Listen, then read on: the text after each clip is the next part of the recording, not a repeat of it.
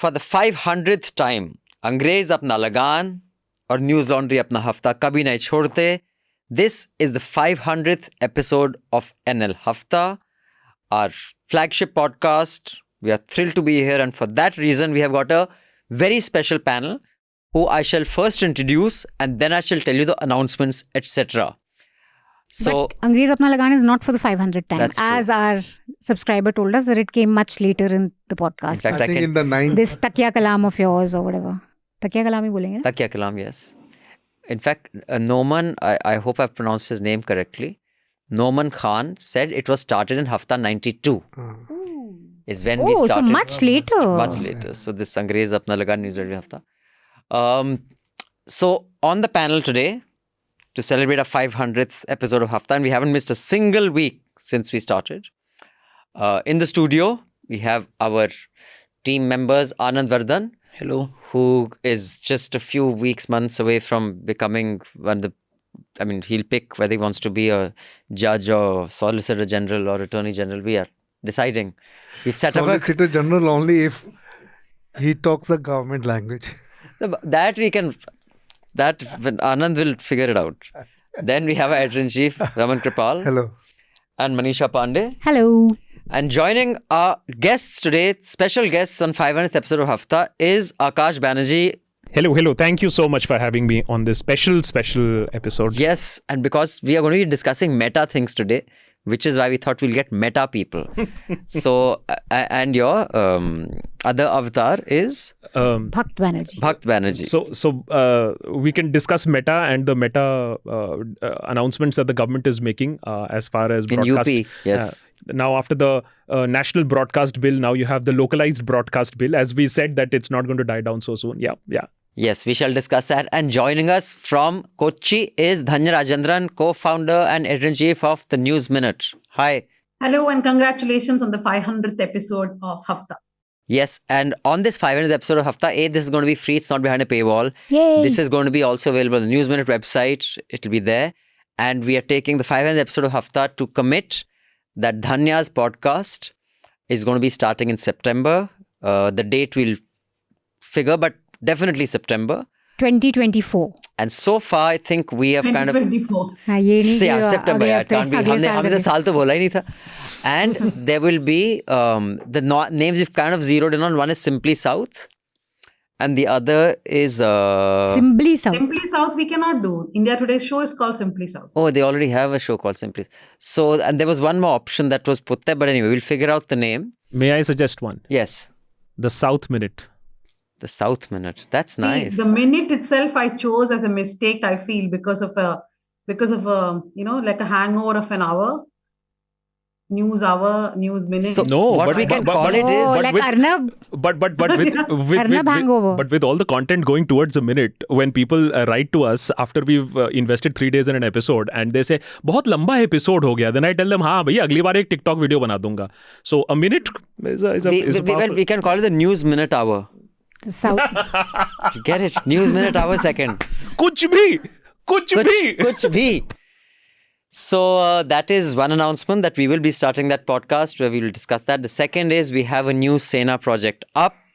The election of Haryana and Jammu and Kashmir, because one nation, one election is all okay, but 4 states can't happen together. So Maharashtra and Jharkhand will happen later. And we are doing Haryana and J&K. So we will have, I know Manisha will be traveling, Atul will be traveling, Basant. And Anmol. Anmol and Srinivasan Jain. He'll be doing Jammu and Kashmir. So please contribute. All election coverage is powered by you. So you can scan this QR code that is there, contribute, or click on the link in the show notes, or just go to newslaundry.com, click on that Sena project. We want to make sure that, financial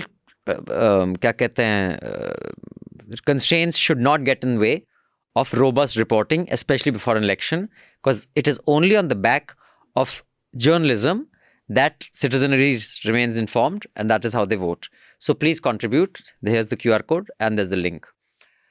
And finally, the 500th episode announcement. If you like Hafta and you have been watching it and listening to it for so long, there is a link to a form in the show notes. You can click on the link to the form. Listeners can add the email of their friend who they would like to share the Hafta with.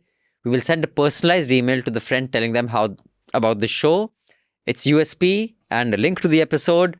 And if you can get a friend or two to subscribe, you can mail us at podcasts@newslaundry.com. I repeat, podcasts@newslaundry.com.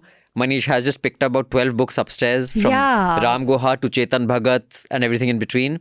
We have great books. And we will courier that to you as a gift with a personalized message from the team.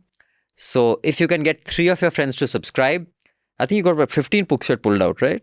About Right now. 8, I think. Right, we have 2-3 copies of one. Prayag Akbar's also. So yeah, those are all the announcements. So let's get to the headlines and then we'll get into the discussions. Yes, so the Uttar Pradesh cabinet has approved the state's digital media policy 2024. In this, you will be civilly punished with life imprisonment if you post anti-national content. Abhadra, आपत्तिजनक और anti-national content अगर आपने किया तो आप jail जाएंगे. But more importantly, you can earn up to 8 lakh rupees if you praise the government on any of your chosen social media platforms. And of course, you have to be an influencer. So it's a scheme for influencers. So we shall talk about that. The release of the Hema Committee report, which revealed abysmal working conditions and rampant sexual harassment faced by women in the Malayalam film industry, has triggered another Me Too wave in Kerala. Amid a storm of sexual harassment allegations against big industry names, the Association of Malayalam Movie Artists announced on August 27 that all of its office bearers were resigning en masse. So Mohanlal. Yeah, but Dhanya, just before we continue the headlines, other than this happening, has it led to any new people coming out to kind of seek accountability, or is it the same people who've been fighting for so long for this? Some film stars, some voices of reason, or are there more people who've said, okay, in about time we do something? No, we have seen at least, I think, actually I've lost count, but 7 to 8 people's, what they told on television channels or newspapers have been made into FIRs now by the Kerala police. So there are cases against almost some 6-7 actors, most of them top actors. One is a CPIM MLA. He has got, I think, 2 cases now. So yes, a lot of cases are being filed. Many more people are coming out, but I think there's also deterrent that they think if they come out, they do have to file a complaint with the police. So that could be acting as a deterrent for some people from speaking up. We can discuss this in detail. Meanwhile, the West Bengal police on Tuesday clashed with protesters who tried to march towards the state secretariat as part of the March to Nabarna protest rally demanding the resignation of Chief Minister Mamata Banerjee. So a lot of dramatic visuals came out of there this week. The bodies of 2 Dalit girls were found hanging from a tree in Farrukhabad district in Uttar Pradesh. The girls were aged 15 and 18. We don't know yet the cause of death. And it's so similar to the similar case, 6 years ago? Yeah. Again in UP, from a tree, there were 2 sisters. It was in Unnao. Vardhan, correct. The Union Cabinet approved the Unified Pension Scheme that will apply to about 23 lakh central government employees. The scheme was announced with the backdrop of protests by government employees against the National Pension Scheme, popularly known as the New Pension Scheme. And of course, Himachal, one of the reasons they suffered a big setback was supposedly because of OPS. So that could be one reason. The Congress and National Conference have announced a seat-sharing arrangement for the upcoming assembly elections. Meanwhile, Dushyant Chautala's JJP has tied up with Chandrasekhar Azad's Azad Samaj Party for the elections in Haryana. That's an interesting alliance. Yeah, you have 21% Dalit voters in Haryana. So I think everybody is going to try. But I'm just thinking, considering, Chandrasekhar Azad is on the up. He's seen as this young, he hasn't been tainted by any, political compromises or corruption. He's, fresh face. I wonder, alliance with Dushyant Chautala, whose JJP is quite discredited after his convenient going this way, that I'm wondering if that'll help either party. Yeah, and Ram Rahim has a huge, hold over the Dalit voters in Haryana. Oh, does he? And that is why he's out. Yeah.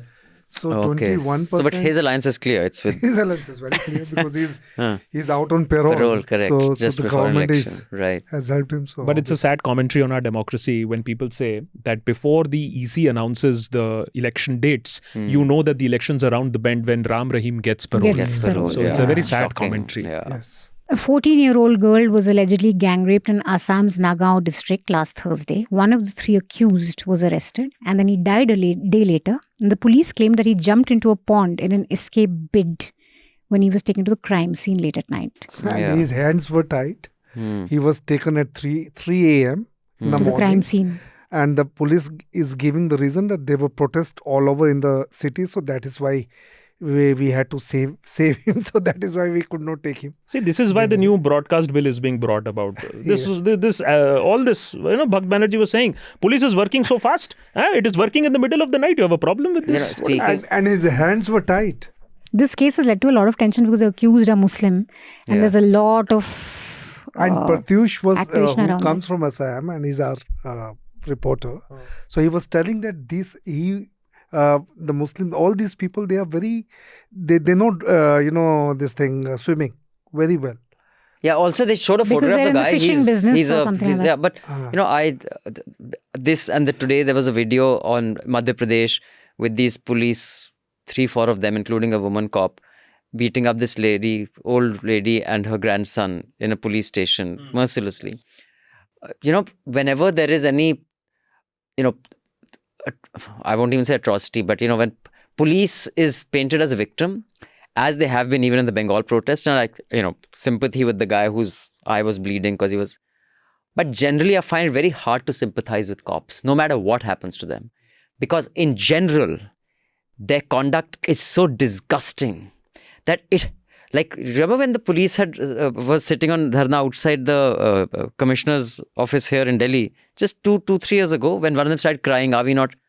I laughed when he was crying. I was like, have you stepped on Delhi's roads? Have you seen what the cops do here? Fuck me if I'm going to be really sympathetic to you, man. I cannot be sympathetic to a cop no matter what. It is very hard because daily the kind of shit that you see them do, it's just very hard to counterbalance that. So, meanwhile, Himanta Biswa Sarma continues to make statements like Mia Muslims are going to take over the state. His remarks came after a fundamentalist organization threatened Mia Muslims in Upper Assam to leave the administrative division. This is all because of this rape case. And also, and of course, he keeps marring apparently, there are some talk about his property illegally acquired. So just to divert the attention, he is making this communal build-up. Right. Also, I saw in the assembly when he said, "Yes, I'm partisan. What can you do about it?" Mia Musalman Manukhene Gute Ham Loboi. Amiu Lobo Nidu. Hoigol. Apuni ki koi ase? Apuni ki koi ase? Are moi poikho lom na apuni ki koribo? Moi poikho lomei. Bas moi poikho lomei. Please. Ji kore korok na. The childish nature of our but it's open, and it's so amazing that despite the election results, what has happened, I don't think any lessons have been learned, or maybe it is working in Assam, but clearly the speeches, the Mia Muslims, the Matan Mughal Masjid did not work as far as the Prime Minister is concerned. But clearly the lessons either are not being drawn, or maybe it works in Assam, remains to be seen. Who knows? Let's see. Bharat Rashtra Samiti leader K. Kavita was released from Tihar jail after the Supreme Court granted her bail in the liquor policy case. And I still have problems saying Bharat. It's always TRS for me. Telangana Rashtra Samiti. But man, they really came down heavily on the Supreme Court, that the way this has been investigated, which is, of course, it was very clear to everybody. But it was always said that the PMLA is invincible. If you get arrested under PMLA, you won't get bail. No, not just that, but how selectively they use it. Depending on who, they have arrested all these people on the basis of two people's bayans who have got bail. Right. It's just ridiculous. Kangana Ranaut is back in news. She's promoting her film Emergency, which actually looks quite good. The trailers look quite promising Emergency. to me. But she's back in news because of her statements. In one of her interviews, she said that farmers' protests could have led to Bangladesh like anarchy.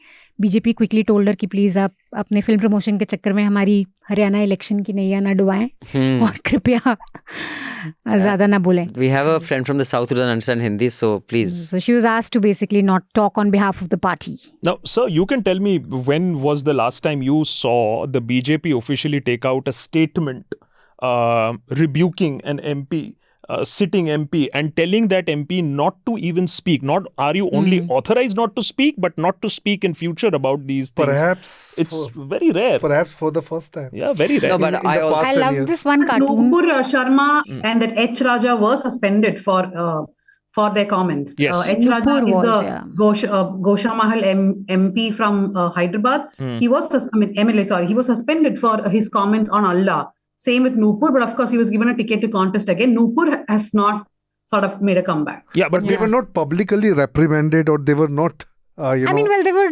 suspended. But maybe they were, but Kangana makes more news. no, but we are also talking about a sitting MP. True. Right. Spokesperson. Dhanya, behind. sitting MP, not MLA also, sitting MP. I'm just trying to understand exactly what is, I mean, it is an echo of their situation in Haryana. They 100%. don't want to take any chances, it seems, at this point of time. Oh, I have a different reading though. Okay. At the risk of sounding overwoke, which very few people can accuse me of, I genuinely believe it's sexism. It's Kangana, so they can say shut up. To Brij Bhushan, they would not say shut up. To Rane, the guy who just snatched that ABP reporter's mic, you saw what he did, right? Yeah. Like I he can't is a goon. They will not say Narayan Rane, behave yourself, shut up. But Kangana ko you can say. So I Plus, think I there think is. they don't appreciate कि film promotion कर रही है. Our और वो- MP also, he wasn't reprimanded also. Oh, of course, The in Parliament. South Delhi. Yeah, Biduri. Biduri. Biduri, Ramesh Biduri. So I think it's sexism, especially a woman, and that too a woman in showbiz. Easy to Ramesh switch Biduri up. was हो सकता है. ultimate, I mean. Or BJP, as you said, Manisha, they understand the fact that she's just looking for promotion at this point of but time I for don't a think movie. they Without appreciate that controversy, also. that movie cannot work. I do not No, know how the also- trailers look, but without controversy, Decentish. Kangana No, cannot but I know work. I think the SGPC has asked for a ban because it shows Jarnail Sikhs Singh Bhindranwale in a poor light or whatever, and then it shows. The assassination. Oh, and during in some interview, she said that when the farmers' protests happened, there were rapes happening there. Ah. So I mean, she's of course a Rape हो bit. रहा था और लोग टंगाए गए थे. Hmm. There were 2 cases, but anyway. Kangana being, but she's been very humble after this reprimand. She's gone. What do you everywhere. think, Dhanya? Why is it easy to reprimand Dhanya and not the rest? Kangana, yaar, not Sorry, Dhanya. Kangana. No, I think there is some truth to what Akash is saying and perhaps to what you're saying also. Now, that depends. If other people say things, if men say things like this and they don't get suspended, then okay, your theory is right. But otherwise, the BJP seems to be on the back foot, and this is an election they have to win, right? So perhaps they're just being careful. ठीक है. BCCI Secretary Jay Shah was elected unopposed as the independent chair of the International Cricket Council, youngest member ever Celebrate. at 35. I'm so happy India's. Celebrate. Yeah, you know, India is. See, hard work pays. No, also, Hard I work think pays. Jay Shah Yes. is going to do us proud. Like a few years ago, some Indian bought the East India Company. Now Jay Shah has taken over ICC. Yes. Now I just want to see an Indian team play at whatever Old Trafford or something. That's all I need now. India is ready to play an active role in efforts to secure peace. That's what Prime Minister Narendra Modi told Ukraine President on Friday. He was there on a visit. After his visit, the PM also spoke to Russian President to exchange perspectives on the Russia-Ukraine conflict. And of course, images of him with Zelensky with his hand on his shoulder and all that. Yeah. Yeah, after that, Russia bombed Ukraine and Kyiv in a big way. So. I think poor Modi ji, whenever he lands in any of these countries, they say, "Aaj bomb karte hain," to make him look even more awkward, which is very sad. We're on Modi ji's side on this. So those are the headlines. And I repeat, the 500th episode, the show notes, there's a form. Please click on the form. This episode will not be behind the paywall. It's free to everybody. Share it with your friends. Let's get more and more people to watch and listen to Hafta. Now, since I have such an amazing team, there are 2-3 things that I've been promising for several Haftas, if not 500, that we will have a robust discussion on the most, viable and fair and least compromised model for news. So I think that is one of the things I'd like to discuss. Also with digital commentators versus journalists versus print versus broadcast. There are many such meta issues that I would like to talk about, especially UP mein jo hua hai. But first, let me go with Anand, and then we shall, because Dhanya has worked in broadcast, they've worked on ad model. As far as models are concerned, first I'll just put the context. There are primarily 3 or 4 models for news. One is, of course, ads, which is the most common. During broadcast days, whether you were socioeconomic bracket A, B or C determined your ad rates. For example, on NDTV, we'd see if Suzuki was launching a new luxury car, or the Mercedes ad used to come. And on India TV, you'd see Lux Cozy, etc. So, based on your socioeconomic bracket, even the ad rates for 10 seconds was not based only on how many people were watching. It was based on what is the strata that is watching you. Which is why at that time, an NDTV English's ad rate was more than the ad rate of, let's say, India TV, although India TV may have had a lot more viewers. Second is the government ads, which is patronage. Third is with digital coming in, it's just number of hits. It doesn't matter what. I mean, of course, it does matter that the rates go up and down, but not by as much as they used to in the broadcast days, in the early days of broadcast.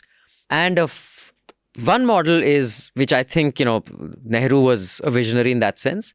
In every city, like Bahadur Shah Zafar Marg, all those big Times House, Express House, Patriot House, National Herald House, these plots, which is amongst the most expensive real estate in the country, were given by Nehru to news organizations that you can use 1/3 for news and news-related operations, and 2/3 you can rent out, and then you don't need ads. The rent will pay for publishing the news, which is actually a phenomenal, very, I think, visionary model.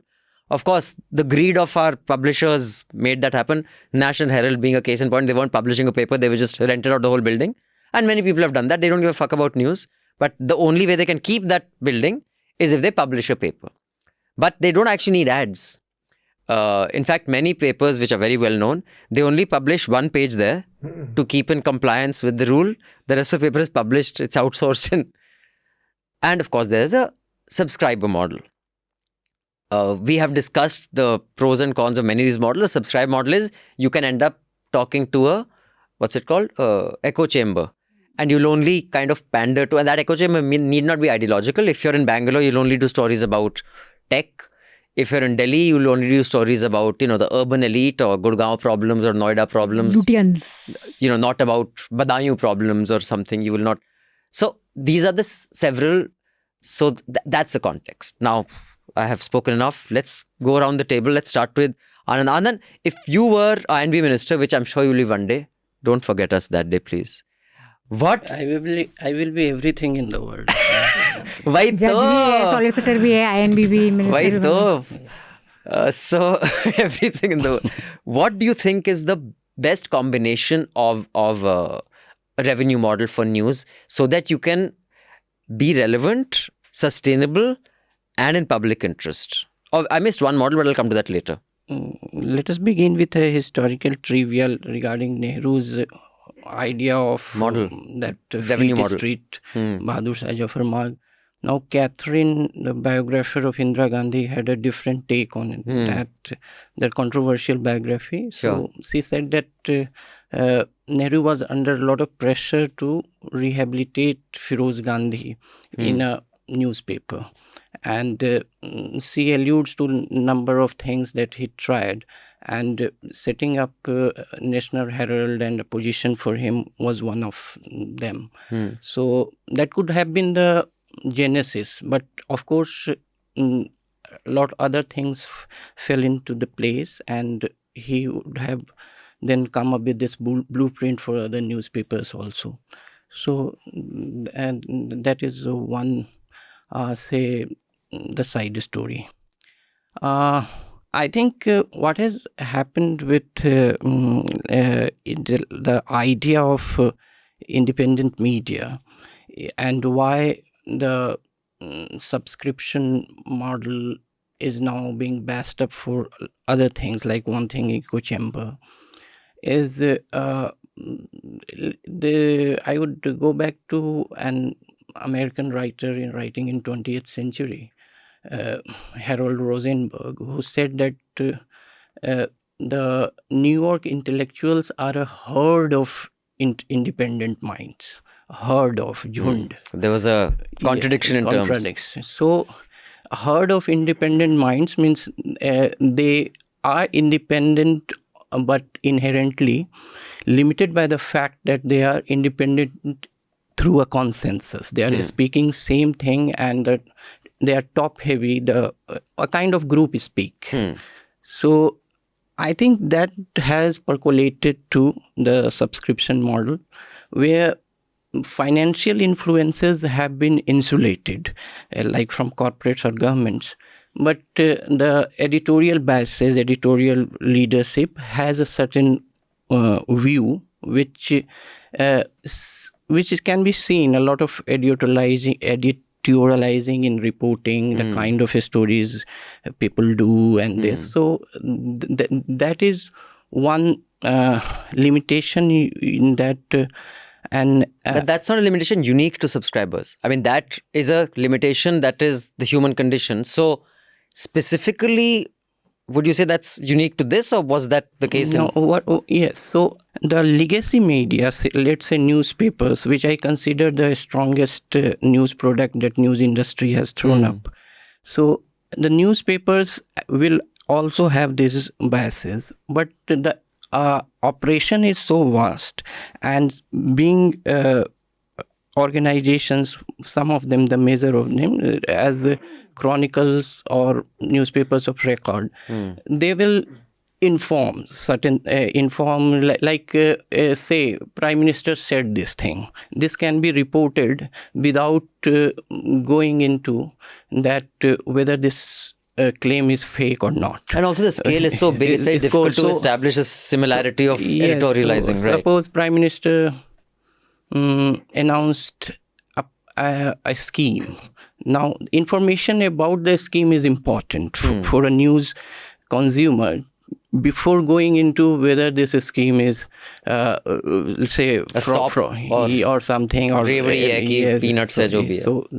So that initial point will the legacy media is the place to go for. After that, like special stories dissecting these things can happen. This third is that what has the proliferation of different models has done is that it has cluttered the news space. And anyway, because of technological revolution, we are in an age of over-articulation. There are just too many perspectives. So let us say mobile phone. So mobile phone and laptops, say, or television set. So anyone going to that has other options also of going to 2-minute reels, not 2 minutes, that is too long, means or 10 seconds. So the news platforms have to compete with entertainment to get the attention. So news has also to be presented in a way that somehow outplaces that. That's the reality show. Yes. So model. And that was with television also, but in digital platform, because in newspaper there is very limited space of what you will give on a paper. At most an ad or an actor's photograph or an actress photograph. But on mobile phones and television screens, you have just too many options to leave news and watch anything else. I digressed from the models, but I see that as one of the problems. But what do you think is a robust model that can kind of balance all these? No, I don't see a lot of problem with advertising the conventional way. I think advertising, as Habermas said, that it expanded the public sphere because it subsidized news consumption. Because the news producers and publishers were taking money from other places. So, say a newspaper, if it is not subsidized through advertising, would cost you 50 rupees a day. Because newsprint is very expensive and this. So, Habermas says that the penny press, what he says, the penny press, because it was very economical for the average newspaper reader to get to spend a few cents. So in Europe, the newspaper revolution came through advertising. Otherwise, in absence of subsidized news, it would not have grown. I think there was a place and time for everything. I mean, if I were to take the most recent example of the Hindenburg report, and how, if everyone's partisan, but you got to be an idiot. Arnab is not an idiot. He went to Oxford and all that. The fact that Adani had pretty much sponsored every show that day, to me, it is so broken, because at a certain time, yes, it worked. But when's the last time you saw any big corporate expose done by a newspaper? It will not be done. It's not like they don't know. You can see, in fact, what Hindenburg report has said about the structuring. Forget everything else. Let's say everything else is conjecture. Just the company, the Singapore-based entity, which is the final beneficiary, is a clear violation. I mean, even a economics graduate like me knows that. But no one will bring that up. So, and I think as companies become more powerful, like in the 80s, 70s, even 90s, the companies weren't so powerful. But one guy could not influence policy to the level they can today. I think now it has got to a level where, I mean, Tesla can influence who gets internet and who doesn't, with his Starlink. So I think also with time it changes. But Dhanya, I know your job is basically editorial, but new media requires editors also to now start being smart about what is the best way forward. What do you see the pros and cons?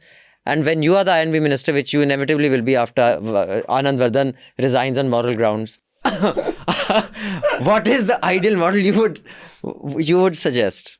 When I joined politics, I wouldn't aim for being an INB minister. I'll be home minister, something like. Okay, I have to stay on her good side. And when I was working on TV, this Akash Banerjee used to be one of our anchors. And imagine, like on Saturday, Sunday, I'll have to call Akash and ask, can you include this story in your rundown? Will you please take this Chennai story, Akash? And the Delhi anchors had to be benevolent on us. And so I used to think that I'm like this marketing agent. It's not enough that I report. I have to market my story to Akash or anyone else in Delhi to ensure that they put that in my rundown. You are mistaking your another A, not Akash, but another A. But anyways, Akash was on Saturday shifts. I remember very well. Arnab, okay. Akash, same. Akash was on Saturday shift and RSS was on Sunday shifts. So I prefer to Saturday shift. That's another thing. You worked with RSS, I didn't know. Oh. Yes, he did. So I feel like my life is a continuation of that marketing agent form, which is if in times now I have to sell my story here, I have to sell everything, like the site, I'm making people come and read, telling people it's important to pay. I mean, to be very frank, even 3-4 years ago, I resisted the paywall. I said, no, journalism is a public good, which it is. Mm-hmm. But then I think Abhinandan convinced me. And I think Vignesh also that people also have to value what you do. And for that, they have to pay. I mean, people cannot keep saying that, oh, look, you have to give it for free because it's public interest. There will be public interest. But if you're not there, then how do we serve public interest, right? Like, for example, we put this long piece on Dilip behind a paywall. I cannot tell you the kind of resistance I have faced from the public. We have so many emails coming in. I have had even actors, people with money, like a lot of money, not willing to pay the 500 rupees and asking for the PDF. Just because they're so resistant to paying for something which they think they should get free. So I told them, don't you value our work? Don't you want more of this work? And at one point, somebody told me you're commercializing rape. Of course, I lost it and I gave my whole rant to that person. But the point is, I don't know if people in India are still. I know that you all have worked out the model very well, but I feel like how do we reach out to a larger population with this, right? Where people have to realize that this is perhaps the only way forward, or you're going to be stuck. I mean, sometimes I think that all of us should shut down and people just suffer with the others. Yeah. Then all you have is Times, Republic, then khao kadi, as Dadima would say. I'm just sorry to break this very optimistic scenario. So Dhanya, you think that you will shut down, we'll shut down, everybody will shut down, and there'll be trahi and people will go, where is Dhanya? No. Let's not live in this fake understanding of people will die for good news. Had it been so, I think we would all be in a much, much better place. I think what we are doing is swimming against the tide and showing people, oh, this is also an alternative reality, which is actually the real reality. No, but Akash, there will be a time when people think, oh my God, where is that other media which will report the other side, right? I guess that's why we are surviving, because there are enough number of people who have understood what they have been being fed on. Of course, that's what I said. How do we reach a larger set of people? But I'm just saying is that will they gasp for breath? I wish it is so. I think it will. It may not be. I mean, depending on how you word it, I do think there'll be enough of a demand and a vacuum that someone can fill. But let Dhanya finish. I have a slightly different view, but let her finish. Let her finish. Dhanya, carry on. No, that's all. I mean, there has to be a combination. I feel that it's in the long run, it can also be challenging to only depend upon one sort of revenue or the other. Even if it's from the audience, we have to keep reinventing and thinking like different things, because otherwise it's exhausting for even journalists. it's, because they have to then think of ways to write their story, like be more creative. There's a lot of pressure, right? I see even young reporters now telling me, ma'am, will my story go behind paywall? Because they think that that's a measure. That's the gold So standard. So there's so much pressure also. Sometimes I feel like I know that this is not going, but they feel like, oh my God, my story is not worth it, which is why it's not going. So I don't know. I feel like we're also putting a lot of pressure on people. So while if a lot more people realize that this model will work out, and the pressure will decrease. Yeah. What do you think? One is, of course, for influencers, I don't know. Do you see yourself as an influencer, as a journalist, as a commentator? If you were to describe yourself, like I describe myself as a news professional, many people introduce me as a journalist, and I say I'm a news professional, and because I don't think I'm a journalist, but I am in the news space. How do you describe yourself? And for you, to Yogi ji has an 8 lakh scheme, that if you praise the government, you can get up to 8 lakhs. So what's wrong with that model? I'm thinking 8 lakhs a month. I'm just imagining the kind of goodwill the government will generate with social media entrepreneurs very, very soon. So I actively resist being called a journalist for sure, because I don't think I deserve the tag in the good or the bad way. The few journalists, the digital journalists who are doing a great job, and of course the others who have completely ruined the name of journalism. So sometimes it's new age media entrepreneur, it is sometimes satirist, it is sometimes commentator. So it is satirist / commentator is what I would go with. But on the point, I mean, this is something that's very close to my heart, and I thought, I mean, it's a good platform here on Newslaundry to discuss this, because you have a very, very educated audience also, much, much more than what we would dream of at TheDeshbhakt. So Abhinandan, I think you guys are the gold standard as far as subscription-based services are concerned. We did launch as a subscription-only service on TheDeshbhakt, where we said we are going to be on Patreon, and you guys are going to come and give us money, and we are going to be completely, ad-free and all that stuff. What we realized is, without any grant or without any ads or subscription, we could only be maybe 2 people strong or 3 people strong, but in a small office. Yeah, because you got a small little push when initially some people resonated with you, saw that you are trying to do something different, and they were willing to pitch. But then it basically tapers off. That's what our understanding is. And to grow to even a half a dozen with a small little office also, we had to open up to advertising. Not very proud about the fact that we have to do advertising of something which might related to hair fall or sometimes related to edutech. Well, if it is hair fall, they've chosen a good brand ambassador because you have a lovely head of hair. बचेगा नहीं बहुत दिन तक. But anyway, so I've never seen a hair ad though. There is. I've seen education. There is. So what was the thought process? As Dhanya was saying, that we have to have multiple forms. So, I think it is unique to every organization. What we have said is our membership should be able to sustain us even if we do not get any ads, even YouTube payments. It should be enough to pay the salaries. So we will not expand our team beyond the basic memberships that we are getting. Uske upar all the money that we are considering as capital expenditure, which is basically if I want to do something in the office, which I want to buy hardware, which I want to subscribe to a new, softwares these days take a lot of money also, as a matter of fact. And now you have AI coming in, and then, FPC and Premiere Pro.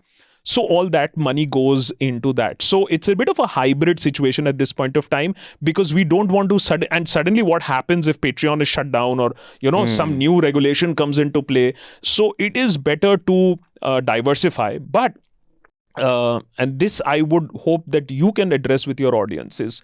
Can people be a little bit more sensitive? As Dhanya was saying, people with money, people with the ability, they don't want to pay, and that's where we are stuck. That journalists के पास तो बहुत पैसा होगा, वो public service कर रहे हैं. अगर आपने पैसा नहीं कमाया तो आप झोला छाप हो. So if you don't have money, you're on the street, then you're a झोला छाप journalist. If you're able to make do and run a small team, then apparently you're Soros funded. So where do you go between these two? So then I decided it is better to be called Soros funded and CIA deep agent rather than being on the street, because you will get abused either way. That I have come to realize. So it is better to survive, thrive, have a small team, be called names, but at least having that ability and independence. And that we have never compromised. The amount of money we have let go from political parties, from political persons who have said हमारा social media manage कर दो, हमें consultancy दे दो, हमें ये बता दो, अच्छा तुम अच्छे tweets दे दो, you can say anything you want about the party, but give us your great tweets. But we have said no to that. So we've said no to a lot of things, but we have said yes to a few things which are not the best. We are not proud about it, but to maintain our independence, yes. See, you got to remain alive in order to make a difference. Yeah. You know, being dead, you make no difference. So I completely am with you on that. I think that is what a lot of people don't get. And I don't expect you to. I think that is something that, as you know, people who are more senior and in a more management role, it's not going to stop. And, you know, Dhanya, even for you, like, it has to be explained on a regular basis to journalists, because, you know, when you're in your 20s, 30s, you haven't really thought it through. Like, people like you or me or maybe Dhanya now, when we are waking, that's a part of entrepreneurship, you're thinking of this all the time. You know, it's just really boring what's in our heads. From the time I wake up to the time I go to sleep, I'm just thinking, okay, like, how do I get the next 5 reporters? Because so you've thought it through for so many man hours, you have come to conclusions that are more informed, more dissected, more thought through than someone young. So you will have to convince them time and again, because many youngsters said, oh, I won't do this. If you just turn around and say, okay, so how should I pay your salary then? They won't have an answer, but they haven't thought it through. You know, that immediate, that idealistic bias it should be behind, oh, it's for public and it's over. So, you know, of course, if you want to be really nasty, say, okay, why don't you give me your resignation, set up a company, figure out how salaries are paid, and I'll come and work for you. Yeah. Because, you know, this immediate reaction, this very activistic, idealistic reaction is, but, you know, I'd just like to come to Raman and Manisha now. Just one more little thing for our audience. Deutsche Welle and BBC, I'll tell you what their models are and why BBC, being funded by the public, is still so independent that they can not just criticize, sometimes really launch into their PM. Their budget is approved by the parliament for the next 7 years or 6, I don't know what it is. So today's PM cannot undo that. So you can do whatever. So if you tweak their budget for the next 7 years, you don't know whether it's going to affect you or not. So it's not in your interest. And Deutsche Welle's budgets, which is a German channel, are approved by the parliament, not by the party or the government, by the parliament, which has to have opposition voices as well. And that money then is distributed for their programming overseas. Deutsche Welle doesn't beam in Germany because that will warp their market. So the local market is by private channels. And the government channel only beams overseas. So that's yet another weird government-funded model, but it will not compete with the local private network. So that is also one model. So what do you think, Manisha? We've discussed this so often here. Models. So if we just zoom out a little bit, I think one of the fundamental aims of journalism is to have credible information. Everything else follows after that, truth to power, investigations, whatever. And increasingly, I'm really worried about the quality of information. That's the very basis of journalism, right? Some incident happens and you're able to read a report that sheds clarity on basic who, what, you know, where, why. And increasingly that's disappearing in this time with social media. Like just with this Kolkata rape case, I'm seeing YouTubers sit very seriously talk about this being a murder case with zero, like they have never probably read a postmortem. They've never been crime reporters. They don't know, you know, crime, what the procedure is. And very seriously sitting and talking about, could this have been a murder? And garnering scores of views. And we are seeing this increasingly in every event, how difficult it is becoming for people to access basic information or have basic clarity on an event that has happened. And I think that's really fundamental when it comes to journalism. Newspapers, I think, do this day in and day out. They are able to put out basic facts of what's happening around you with consistency and with clarity. Not all newspapers, of course, but I think prominent newspapers in India are still doing a good job of it. I, for example, read Indian Express and The Hindu, and I think they do a fabulous job after every event to just tell me what's happening. And that kind of a model requires reporters across the country, bureaus, senior people that you can hire, desks. I mean, it's a mammoth. Anyone who's worked in a newspaper would know this. It's a mammoth scale, and that kind of scale cannot be, I think, sustained by subscriptions. So something like a New York Times where there's ads and there's subscriptions. So there's a mix of both that can keep a grand operation running, because I really think that information gathering is crucial to a democratic operation. Because once that first thing gets muddied, you know, if you don't have access to basic information, hua kya, then everything gets muddied after that. And that's a very scary world to live in. So not to say that doesn't have problems. Like Gardner Harris, in fact, he was the New York Times correspondent in India. He's written a book on Johnson's and Johnson's on, this whole thing around how the talcum powder caused cancer. And he, in his book, it's going to be out soon, says that because it's such a big advertiser, Johnson's, NYT and Washington Post tried to, kill these stories. So even at that level, of course, there are all these compromises, but I still think consistently on a daily basis, information gathering is very important. I think newspapers do a best job of it for now. And that is because they have the money to have those operations. Incidentally, Gardner Harris was also one of the first journalists in India, I just remembered, to talk about pollution. I remember this long op-ed he had written about his saying that he's really happy he's leaving India because his son had a terrible time here. Yeah. And everyone got after him. They trashed, Gora aadmi humko. In fact, Newslaundry mein bhi Anand Raghunathan ek piece likha tha. But anyway, I feel very foolish about that now. But so newspapers, and then I think... Well, Anand Raghunathan doesn't. Then you have organizations like Newslaundry, News Minute. I think you need organizations also that can ignore that daily grind and say have a Nidhi Suresh who's worked for 6 months on a profile of Dilip. Or we have currently reporters who've been on the story for 10 days looking at the Godi media in Bangladesh and how they kind of, misled Hasina's government and also the country and what it can do. But I want that, I want to do that in a world where somebody's taking care of daily information. So I guess what you need is a diversity. Television news, of course, has been a complete tragedy and there's no way of figuring out how to fix it. But I still feel that irrespective of whatever 2024, we had a lot of debate, ki television news is important or YouTubers are challenging. All that is happening. But I think TV news' reach is still the most watched when it comes to news. And when a Sudhir Chaudhary does a show on Rao, where 3 students have died, he goes and does a show. It has an impact. It has a very substantial impact. So I think that mainstream media has to fix its act. I know you feel let it all burn down and let them disappear. But I feel like they're just too important to be so corrupt as they are today or to completely disappear because we need that mass reach. We need that audience and we need them to kind of fix their act. Right. And one last thing, I think what is more worrisome is we've had, of course, Ambani. We've done so many stories on control of media. There are rumors that they may be buying a paper. Every now and then we hear this. Adani, of course, has a channel, may buy another property. This rampant kind of control of media by 2 or 3 people, that I think you need very strict regulation to come into place for that. They own our, cable. They own news channels. Internet. They own the pipeline. They own what's inside the pipeline. They own the production house that produces what goes inside the pipeline. It is...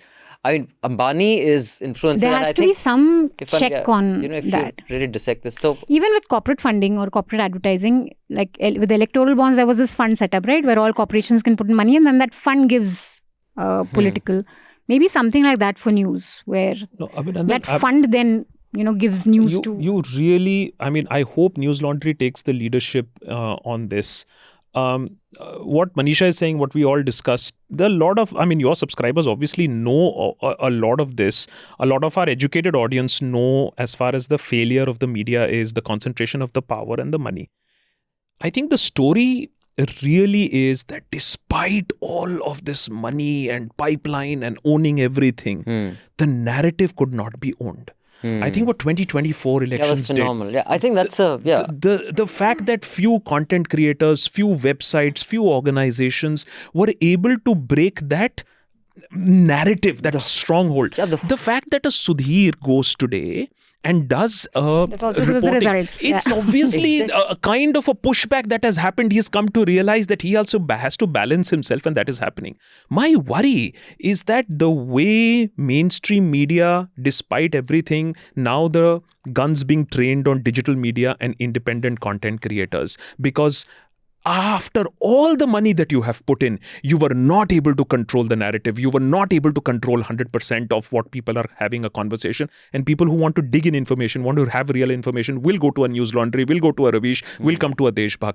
And the attempt to stop that from happening by force, not by money now, by force is what should be really, really rankling us right now. Yeah. But coming to you, Raman, sir, what is your You've worked in big newspapers. You've seen, and like what Anand was saying, I think there is great merit to, no matter how much we trash Times now, I still read the Times of India as a newspaper because the scale of the reporters, and if a rock has fallen in Telangana, their reporter is there saying a rock has fallen in Telangana. It doesn't matter what I think about Navika or that information. So there's a certain non-partisanship to that scale purely because of scale. You've worked in that setup. You've worked in this setup. You've worked with various pressures. You've worked for owners who've asked you to do stuff. You've worked for people like me who've said you must always praise Arvind Kejriwal. I don't know whether I've always said that. and that clip will be cut. And that clip will be cut. Immediately Bhakt Banerjee knows that clip is going to be cut. So you have worked with various pressures. So you tell me about and also you have worked in an environment where, as reporters and editors, you were told don't think about the money. Tum stories karo, except when you were told to do this or why, because money was it. Now I all the time am calling meetings. Please understand the economics, and I'm sure for you it's very frustrating saying that this is not my job because that was the old model. But what do you think is the ideal mishmash bhujia that can be made to make news survive? But I would just like to say one thing before that. I think one premise that, I don't know whether you were suggesting that, but at least that seemed to me inherent in your, that you cannot get that scale. My view is that today's digital news operations should not go for that scale. I don't want to be Kalipuri. I don't want a 2 crore car. I think 50 news laundries will be the catalyst. वो क्या था chemistry में? A catalyst is something that influences the speed of a reaction while itself remains unchanged. Correct. So the news minutes, the news laundries don't have to become 500 crore enterprises. Many such will make sure that, like when we guys did the electoral bond story, it was News Minute, Scroll, News Laundry and a few independent journalists who sat through the night. Because by the morning there were 7 of our reports out, everyone had to take it up. So you have made the first domino fall. You don't have to become the biggest domino. I think that ambition, I think we have to stop having losers as entrepreneurs who get their self-esteem by the size of their house or their car, because they're such losers otherwise. I'm not taking names, but you know who you are. You guys are such fucking losers that if you don't have that house and that car, not even look at you. But we have to have people who don't give a fuck about that. I'm not saying we live uncomfortable lives. We live comfortable lives, but your thing is not like, that मैं media mogul बनूंगा, मेरा South of France बंगला होगा, like a farmhouse there. So 30 news laundries of, this operation is not a scale that you, so basically that is, we don't have to replace legacy media. We just have to become a network of we don't have to replace so it, but I feel like they should exist. You are also talking about the scale. In fact, scale matters. And the way you want to reach that scale is something which is very different from the legacy media. So which is pretty good. I mean, 30 mini news laundry, but reaching the same scale which Times of India has reached and the others have reached. So I think it's a good way to go ahead, and I think digital media is a way ahead in future. I think digital media is the only way ahead, and we need to think about the scale, whichever way we can reach it. That's what I feel. Okay. Now, I have worked with 17, 18 organizations, mostly print media, and 2 television network also, India Today and NDTV. But as a medium, you don't really like broadcast. No, I worked there. I learned about it. I understood it, and I think I understand much better this medium now. What I didn't like about it is, TRPs. Bite journalism is something which was very prevalent when I was working with these people. They never thought of a narrative or never thought of a story. They just thought of some visuals which is there. But I understand their limitations also, because video takes a lot of time to come out. So I understand that as well. But I think having said that, I've worked with 18 organizations, so I think I'll talk of 2 phases, and the third which was prevalent in both the phases. So I have worked with organizations which used media as a tool to they had other businesses, so they used this as a tool, even the news as a tool, to further their own the other businesses. So that I have seen in all the phases, both the phases. Sure. The first phase that I talk about, it wasn't all that bad. Even with the advertisements, we consider advertisements evil today. But I have seen, and here I will give an example of Indian Express, where I worked, most of the time. Like we did a story on Tata Alpha Nexus. I remember that. It was a tapes, Tata Alpha tapes, and Tata did not give us advertisement for 5 years. Yeah. 5 times. But after that, he came on the board. What I am trying to say, when Tata did not give us, advertisement, There were others who gave. there were other corporate groups who were giving us Correct. the ads, right? And there was not so much government fear from the government that Right. if they will give ad to us, the Correct. government is going to, Go to them. Yeah, close correct. them. This is the first phase, so which really worked. And, we were not like in Express, where I worked for 12 years.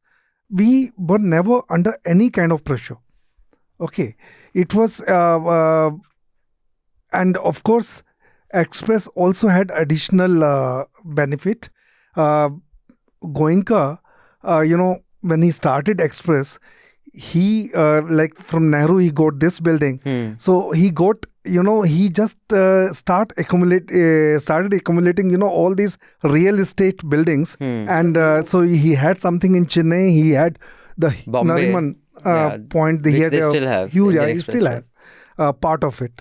Most of it has been sold off. Right. So he was getting, rent from them, and that is how He their could fund his journalism was alive. Now the second phase is what we have in the past 10 years, which is the ad is completely evil now. And so if that also has to do with the power corporates Power. wield. They didn't Yes. wield the kind of power back then Yes. like they do today. Yes. So now with BJP just ensuring that it will throttle any corporate group who will give ad to Newslaundry. So that fear, with that fear, and Newslaundry का नाम क्यों लेते हो? हम तो लेते नहीं ad. another हमें क्यों बदनाम करते नहीं, another thing is government has become the biggest ad Advertiser, giver, right. advertiser. So they are the ones who corporates. I think they like advertising through the entertainment, channels or different other channels, but they don't give. Yeah, governments ads. they give. So now it has become very difficult. So these two phases I have seen. Now Newslaundry, where I am working for the past 6 years, and of course you keep saying about this, which is fine. I personally feel even when we face a lot of problems, the demarcation has to be there. I mean, if my mainstay is editorial, it stays. But what my CEO is telling me and what the others are saying, and also we are sharing that information, and there I need to reciprocate. Why not? I will reciprocate. But that, it may skip my mind that this news can be very helpful, in terms of getting subscribers and all. It may skip my mind, but I would rather I will be interested, And sometimes that may spill into the red flag that Anand was raising. Yeah. Then you start pandering to a constituency of Yes. maybe urban elite or ideology. Yes. So our strategy remains the same. The news, the news, which will be exclusive. We, of course, in the digital media, we're lesser number of people working. We need exclusivity. We should not appropriate, whatever is available on the net. Sure. If we appropriate There has to that, be some ground reportage. Absolutely. we I will agree. be dead.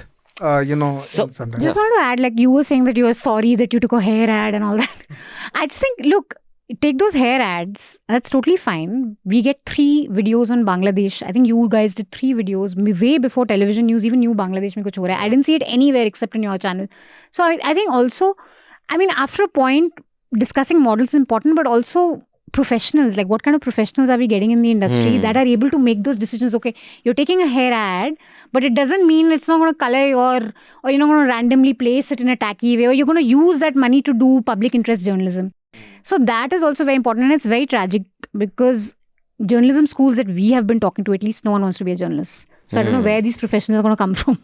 Which is fine. I would rather they don't come from journalism schools. I'd rather come from... But still, like, I know that, you don't need to study journalism to be a journalist, but there's a certain amount of professionalism, certain amount of skills you need to learn. No, what I am trying to say that if the ad is disappearing. if the ad is not influencing your journalism, so I think we can take that ad. So what I feel that YouTube, I mean, say if we have, we become stagnant in subscription, we need to innovate ourselves every time. Absolutely. All the time. You have to think all the time. It's a guerrilla operation. All the time. So if we feel that we are stuck somewhere when it comes to subscription model, but YouTube ads are not putting any kind of pressure on my journalism, I will go for it. Yeah. So a lot of people told us that. So I'll just explain with specific numbers on why we don't take them, and I'm going to come back to you, Dhanya. Since you aren't in the room, you may end up feeling very left out. One is, like you had said that, we guys have, I don't like to use the word gold standard because one particular media house has ruined the meaning of the word. I'm scarred. So I think, just that we have set up a robust revenue model through subscriptions. And why we could do it is, when Newslaundry started, like when you are apologetic about stuff, in fact, sometimes I still get emails saying that I've stopped being so rude, but I used to say Mufat Khoro. I used to say Mufat Khoro a lot. You still say it? That I don't so much because I think now we have a lot more subscribers. It was earlier more, yes. I used to say it all the time. I used to taunt people. You're very whining about it. Bloody pay. Don't be a very conjuice. I'd say shit like that. Because I did not give a fuck about pissing people off, because I didn't have to have Newslaundry survive. My production house was way more than enough to feed me and give me a good life. Newslaundry was an offshoot of the production house as a Kida. So if it failed, fuck it. You see, it like when you have no options, that gives you a different kind of confidence. When you're desperate, right? If this doesn't work, you're fucked.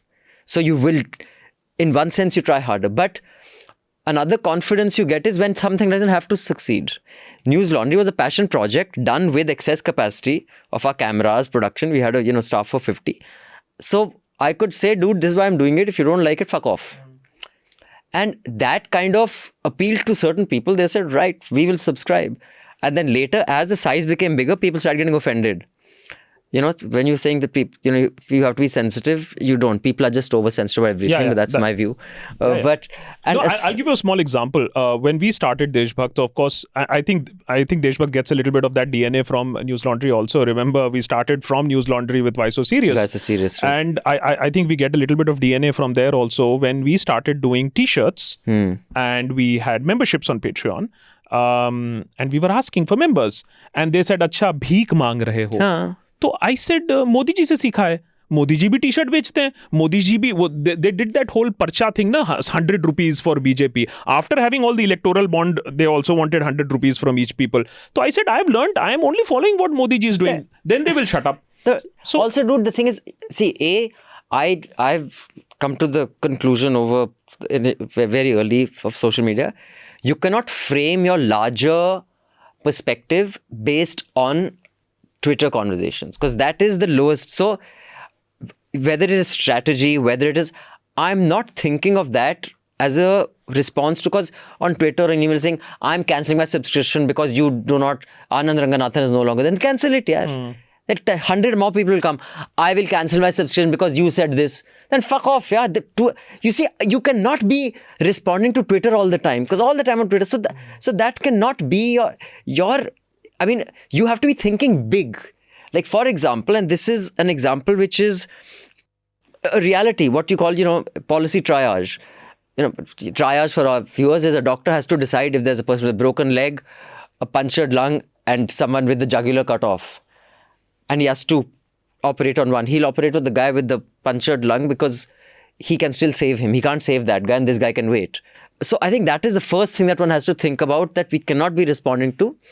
And just to give our viewers a perspective, in a year, we leave about 1.5 crore to 1.8 crore on the table by not activating ads on our YouTube channel.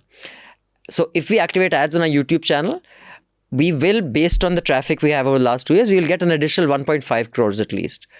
But in my view, the subscribers I think our subscriber revenue, I'll have to check the books, will probably be 5.5 or 6 crore, or maybe between 5.5 to 6.5 crore for this financial year. Now, to get that 1 crore, I know I'm going to lose at least 2 crores from this year alone. And then those subscribers will come back next year and say, "Tere paas to ads hain." You see, if I have to convince 20,000 people, I have to have no ads on. What you're saying is right. It does not influence our decision, but it might, because then over time, you may say, the more traffic we get, 1.5 ka 3 crore ho raha hai, 3 ka 4 crore ho raha hai. Okay, we won't do it too much. Let's do one story a month about where Malaika went on holiday. Let's see where did Kim Kardashian go for Hawaii. We will do a hard hitting, but once a month we'll do. Then, sir, after you, when Manisha comes on board, she will do 2 such. Then when she hands over the reins to, a Tanishka or a Nidhi, Nidhi'll say, let's do 5 such. You see, it'll only keep... So, I think you have to kill it right at the beginning. So, that is not a road we can go down at all. And when it comes to the kind of stuff you have to say no to, Akash, we cannot take names. But the kind of stuff, the kind of money that is thrown to get favorable coverage, I can only imagine what kind of money is thrown at the legacy media. If they throw that kind of money at tuchas like us. Correct. And which we say no to. So life would be very easy otherwise then. So, and a lot of people... You think all that Ayodhya coverage was for free? Again, a lot of money was made by a lot of channels. So anything on this, Dhanya, before I move on to the next meta thing that I want to discuss? No, nothing much to add, but I agree with... So I'm using paise mile, paise mega. Mega. Well, I would say all thoughts are welcome. I agree with Manisha that... what is the company that you said, Manisha? Why can't you take from that also? It's not a problem, like you were saying, right? Some oil company. What is it? No. Hair growth company that he's taken. Are you talking about that Karnataka hair growth thing? Are you stuck with that? No. That's a scam. It's not a scam. Oh my God, Manisha is a firm believer in it. Adivasi hair oil. Adivasi hair I've been oil wanting Newsminute to do a story on it. So apparently there was one guy who's doing it genuinely, but then the whole of the village is doing this scam. But that one guy is right. Achha, that one guy is right. Do a story on that one guy who's genuinely selling Adivasi I have oil. no idea what they're talking about. Ads from him. After he becomes a millionaire, we'll take ads from him. Okay. Yeah, he can buy some equity. Because there is a lot of money being thrown around. Because if Elvish Yadav can fly down, one of the Sapera YouTuber, the guy who got jacked because of snake venom, he flew down with his team to do Adivasi hair oil. And I was just thinking, what is the kind of money that we are talking about here? Because that guy takes a lot of money. I mean, look at the kind of money Patanjali spends on advertising. Yeah. But anything else, Dhanya, on this? No, that's all. Okay. By the way, we'll not be doing mails today because we have this wonderful panel. I want to use their time most to discuss stuff. All the emails I'll read next week. We have a lot of them, a lot of feedback. So I will come back to the mails. In fact, you can send us mails, podcasts@newslaundry.com. I repeat, podcasts@newslaundry.com. And you can give us your take on, all that we are discussing. Yeah, next episode can be all letters. Next episode can be just all letters. So, coming to... digital versus commentators. I mean, I'll give you a simple example. 2 people who have tremendous reach. Of course, Dhruv Rathi's reach is way more. There's another guy called Mohak Mangal, I think. Mohak Mangal, who's also pretty good. He's a young guy. I was on a panel with him, in fact, a couple of years ago. But he doesn't have much reach now. Beech mein hua tha, but he's not. I'd say like Abhinandan and all get more reach than him, no? See, again, these things keep going up and down, so sometimes up, sometimes down. One doesn't know. So, I on a panel, and he's fairly young. I think maybe now he's in his early 30s. Yes. But 2 years ago, we were on a panel together, and he had said that in this room, how many people know, he showed a picture of Sekhri Gupta. And probably everybody's hand went up. Then he showed a picture of one more guy. I didn't know who he was. He said, how many people know who he is? Not a single hand went up. Now, that guy whose face he showed has at that time, he had some 25 or 30 million subscribers on YouTube. And his explainer on, I think it was a nuclear disaster or on space. And something, or maybe or maybe Chandrayaan or something had got like gazillion views. And Shekhar's had got maybe 100,000, 200,000. He said the problem is that this person's, thinks that journalism should only appeal to so many, but that person's journalism is appealing to so many. And what he was saying was that journalists haven't kept themselves relevant. So I just had to correct the boy that what that guy does is not journalism. Correct. Did he go to Sri Coimbatore? Has he been to, Baba Atomic Center? Journalist has got all the primary information. Exactly. And you are explaining it. And many of these boys think that they are the journalists, where they haven't even gone. Because without the primary information or source, you have nothing to explain. So imagine if none of these newspapers existed. Like I said, what will you do your videos on? Yeah, where will you get your So I explainers think from? some people like Dhruv understand that, and that's why they said our commentary is based on journalism by so and so. And some other guys say we have become journalists. So on that distinction, what is the role of a commentator? What is the role of a journalist? Is it inevitable that it'll get blurred? And like for example, this beer biceps guy, he said that I get a lot of hate, but I'm just, putting all perspectives across. Now, that doesn't mean if I want to sit on his show and say, you know what, the sun rises from the west. I say, no, you got to say, no, it doesn't rise from the east, I'll explain that to you. So, I mean, that also, no, my job is just to sit and nod. Big eyes. So, that is another really dumb take, that my job is to show all perspectives. No, it's not. So, okay, so I'll go first then? Yeah, you go first. Okay. So let's... So first and foremost, the beer bicep thing, and then of course the journalism versus commentator part. What beer bicep is doing is a very smart thing. Remember, beer biceps was this guy who till about 2-3 years ago was doing hand cream, how to keep your body fit, how to keep your private parts fit, and how to attract girls, etc., etc. That was his bread and butter. Okay. Somewhere down the line, he realized that no, isse to nahi hoga, and somewhere maybe he got inspired by Joe Rogan, and he said, no, let me do this. And to his credit, he pivoted his YouTube channel, and that's why beer bicep has no correlation with the podcast that he does. That was his channel earlier. So he pivoted at the right time because he saw there was a space and he started having these conversations. What people like beer biceps has done very well is, and that's why he will repeatedly say this, I want to bring both sides, because he understands that he cannot piss off the government if he wants those high profile guests, because what the government does very well is make people available. Yeah. And you will see people suddenly... Access. Yesterday, Kangana Ranaut was almost on 5 different channels and suddenly I'm like, what is happening? I mean... देखिए, हम हमेशा देश के पक्ष में बोलते हैं.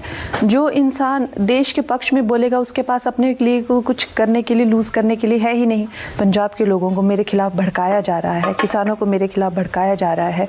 मुझे लगता है कि आखिर में जो है ये बात बहुत अच्छे से, जैसे हमेशा ही मेरे साथ हुआ है, ये सब समझेंगे और मेरा इस देश के लोगों से कोई रिश्ता तोड़ नहीं सकता. The speed at which she was made available even to some YouTube channels also. So what he's doing is basically ensuring that his steady stream of guests come. He also understands that when he will have these guests doing Saap, Kutta, Billi, Alien, then he will make clips out of it, and then these clips will generate outrage and he will get further reach. So that is also a very well thought out strategy, that I am actually doing a podcast, but my podcast is not the main. Just see the number of views, hardly anything. It's the clips that generate the traction for him. So what he's doing is a very well calculated thing where the right will also come, and then to his benefit, the left will also come, and everybody was going to be happy. At least. So, but that's not journalism. That's not journalism. Right. He's doing the Joe Rogan model. I will just generate some outrage. I will have the guests on my platform. And of course, automatically then once you get that engine running, automatically guests start coming in. Sure. I have experienced it is because sometimes I get authors, economists, and I automatically get calls from say a Penguin or a Random House saying that, so-and-so has got a new book out. I'm saying, okay, is he willing to come to my house? They said, yeah, he'll come. They'll come to Noida and they'll sit in your house and do it. I'm saying, okay, fair enough. So I know how this system works. So that's as far as beer biceps is concerned. The other thing about commentators thinking that they're journalists, Dhruv makes it very clear. What we try all the time, if you see any episode of The Deshbhakt, it's peppered with newspaper headlines, either from web or the News Minute. The latest episode that we did heavily bases itself from the work that News Minute has done as far as the whole HEMA committee report is concerned. But unfortunately, what is happening is, because the information is available, these people are appropriating the information. And you have to understand why this is happening. Abhinandan. The thing is that some people are able to build credibility amongst their audience. It could be right wing, it could be left wing, some idiots like us who sit in the center and talk about the constitution. So people are then willing to believe whatever you are saying. So they will not even put those news clips. They will make it believe that ये तो हम कह रहे हैं. Right. While the information is coming from elsewhere. HSA. Sure. So we always say our work is based on the shoulders of what journalists are doing, and we try to give as much as credit as possible. Maybe not all the time it is possible, but we try to give as much credit. But unfortunately, you will see more of this where information which is diligently which is dug out is appropriated, repackaged and sent. Mind you, some of the biggest YouTube channels today are reacts channel. They are reacting to a game. They are reacting to a video. They are reacting to another YouTube video. Yeah, that's become a big thing. Yeah, that's also become a big thing. Sure. So this is not going to stop, unfortunately. So before I go to Dhanya, Anand, do you think the inevitability of commentators having way more views, way more viewership, but is there a danger that they may think they're journalists, or people may start thinking they're journalists, or you don't think that's real danger? I mean, that's some people may have that confusion, but generally people know the difference.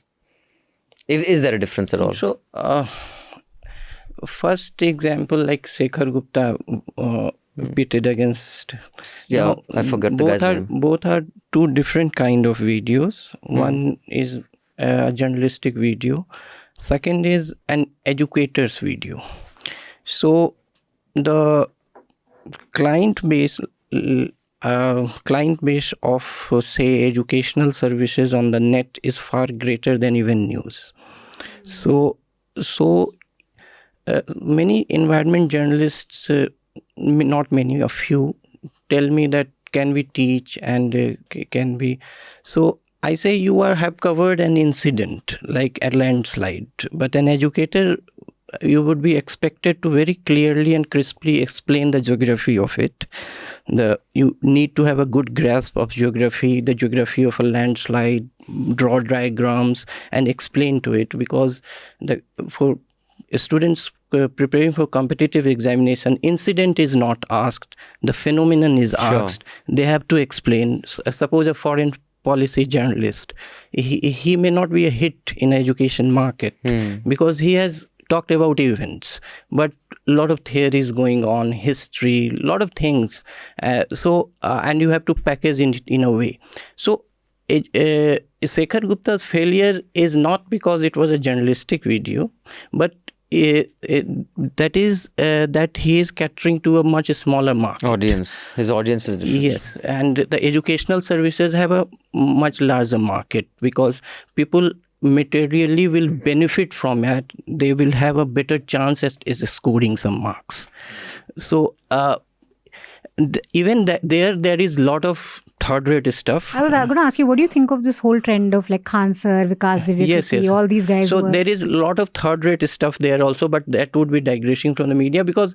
because it's not just educators also, right? For example, Dhruv Rathi or you're not catering to a student's audience. They are just explaining. Yes, Turns out that a lot of students do tune in without us wanting it to happen, but lot of competitive exam. He's absolutely right. Yeah, but there is value. So they see, अच्छा UPSC में ये सवाल आएगा तो ये explainer बता रहे हैं, ये concept हमें समझा रहे हैं. So what has happened is, it's a very funny thing. For you and I, maybe a Babri demolition or a 1991 economic liberalization is a news event. हमें मालूम है क्या हुआ. For them it's a theory event. They don't know what happened in 1991 or 1992. For them, they want a mini documentary explaining to them what really happened, right? So a lot of the advertisers are also these education apps and all. No, but I just want Anand to finish quickly. Do you think there's a danger of the two getting confused at any point, or you don't think there's any danger? No, so there are many layers. Serious students will not, my reckoning is that the serious students don't go for audio-visual thing.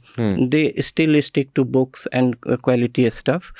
And also there are a lot levels of it. Like for UPSC, this would not be a hit. But there are other exams, SSC, railway recruitment. For them, so their awareness level is lower. For them, the audio-visual stuff would be more appealing. Yes, there is confusion. Also, the quality, the digital stuff in education is low quality and it requires less labor. Like for Divyakirti or Ojha, they don't give lectures. They give life lessons. Because to deliver a 3-hour lecture, you have to study for 10 hours. to give a 3-hour lecture. Now they have made a lot of money. So now they buy their researchers' time with that money, and they teach in their institutes, and now their ambition is to be the digital Baba, giving gyan on modern day Osho or whatever.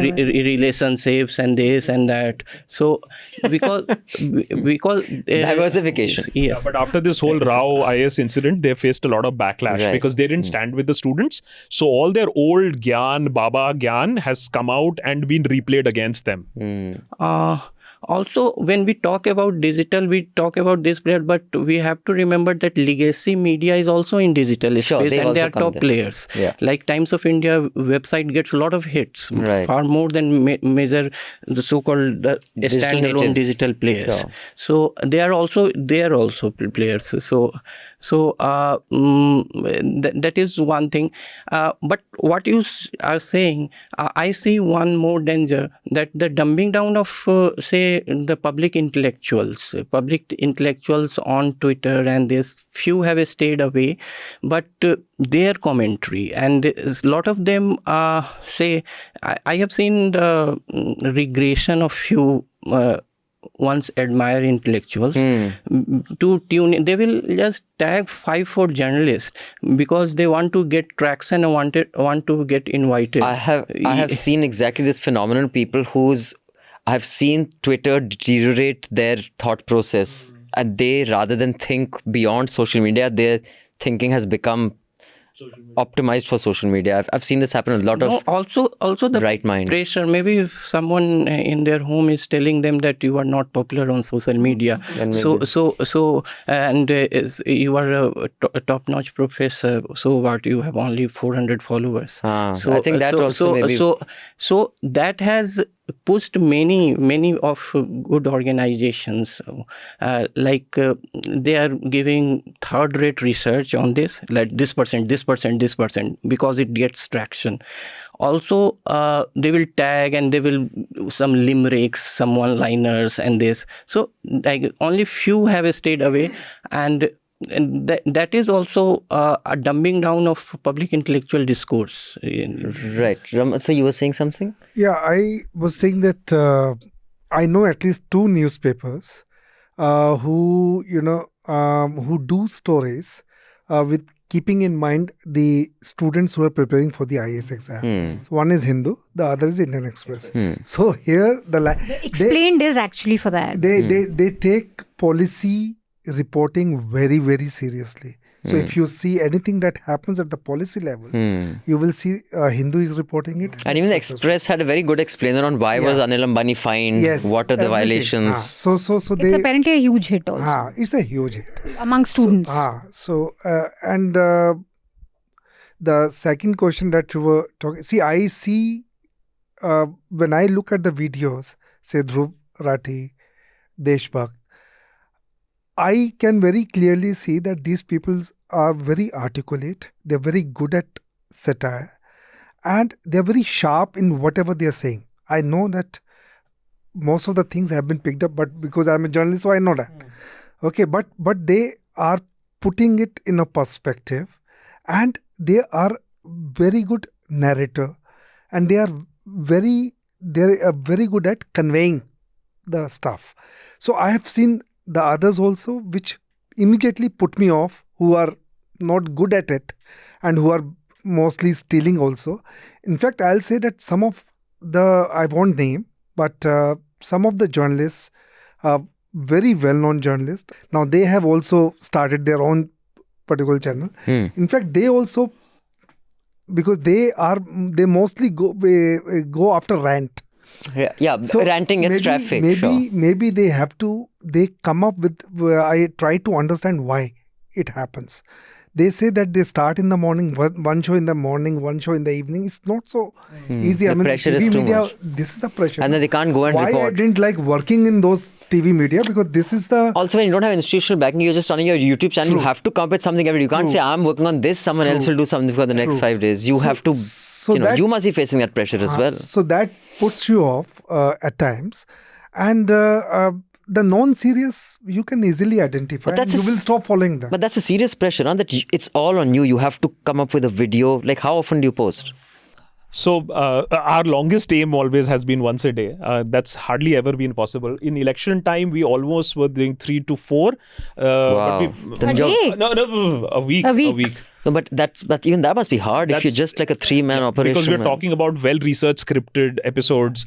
With no scope for mistakes. Because with 2 minutes because अगर आपने एक भी mistake कर दिया, then for the next 1 year, you're gone on social media. To what sir was saying, I'll just like to add is that we now put the name of the writer also, because a lot of people say, अच्छा तुम इसके बारे में ज्ञानी बन गए. Now you're an expert on this. No, we are not. We have a team of researchers. We have a team of writers. So we actually include the name of the writer along in the main title now.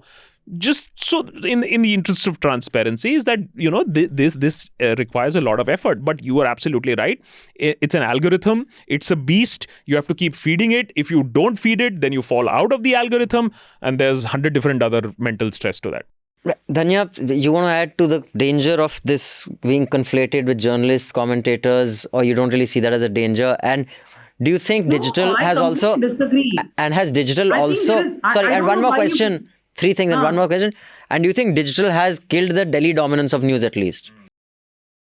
So 2 things. One is that I don't know why you guys are saying, will it blur? It's already blurred. Do you think a person on the road actually understands whether Dhruv Rathi is a journalist and somebody else is not? They don't. They're just looking at who's giving them information. Who gives them the information in a consumable manner, in an easy manner, in an understandable manner. Okay, there are people who read newspapers, like you guys said, those who are going for civil service examinations or stuff like that. But for a large number of people, it does not matter to them anymore where the information comes from. Who gives it to them in a manner they understand properly is all that matters to them. I'll tell you an example. When the electoral bond stories were being done, I mean, we were working so hard on these stories. I remember one story we put out in the BJP. The story I cannot remember. And immediately the comment section, around 500 to 1,000 comments were like, oh, this is a party which took bonds from beef companies. Beef exporters. So what's the big deal? I'm wondering, Indians are reading so much on electoral bonds that they actually know this. Then I went and Googled to see which news outlet has reported the story. Only the Quint had reported. It was the Quint story, which they put out saying that the BJP had taken money from this beef exporter company. I'm thinking, Quint story went this viral? Then I realized this Dhruv Rathi has done a video with a cow. He starts off with him petting a cow. क्या आप ये जानते हो कि electoral bonds के data से हमें पता चलता है देश की सबसे बड़ी बीफ एक्सपोर्टिंग कंपनी ने 5 करोड़ रुपए चंदा डोनेट किया शिवसेना को और 2 करोड़ रुपए चंदा डोनेट किया बीजेपी को 2019 और 20 में। इस कंपनी का नाम है Allana group, Allana cold storage, Allana sons private limited, कई सारी कंपनीज इस ग्रुप का हिस्सा है। कितना प्यारा है ये जानवर। So Quint did the story. I mean, see, I'm telling you, we are all just people disseminating information at different levels. Now, okay, we do the job of going to the ground. We are getting information. We know, I mean, let's be honest, a lot of journalists do not know how to find information, how to collect it. They do not know how to confirm something. They do not basic ethics of journalism itself. Now, the rest of them who actually know it, but they are, for the Kolkata report, Manisha was saying, the other day I was watching a YouTuber. I don't even remember the YouTuber's name. He had interviewed 2 students of the Kolkata college. And he had done a very sensitive interview asking them what is happening. I mean, sensitive for a YouTube interviewer. He had blurred them and he's asking what happened in the college. And I'm thinking, what am I doing? What is he doing? He's doing the same thing, right? So people don't understand. Dhanya is a journalist.